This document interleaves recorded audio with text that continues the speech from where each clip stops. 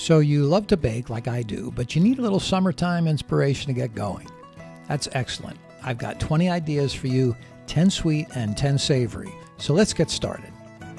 How about tomato pie? I swear I'm going to write a whole book about tomato pie someday, with recipes like tomato slab pie and this one with pesto cream, and big freeform tomato tarts like this one. By the way, you'll find links to these and all the other recipes down below. Or go green. Folks love it when I make this Swiss chard galette at baking demos. This kale and mushroom pie and bacon and Swiss chard quiche are great for casual get-togethers.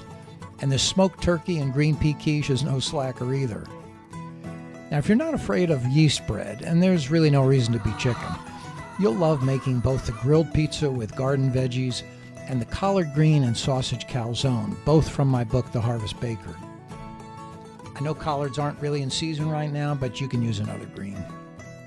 We're staring peach season right in the face now, so get ready to make an all-peach pie, a blueberry peach pie, or a blueberry peach slab pie. Whatever, just don't miss out on peach pie this year. Bev and I have a special blueberry connection. My brother-in-law, Dean, and his berries taste terrific in a double-crust blueberry pie. He's got a lot of bushes, so there's plenty left over for blueberry buttermilk pie and blueberry cream scones. I always use some of my fresh mint in those. I'll bet you didn't know that you could make a pie with watermelon rind.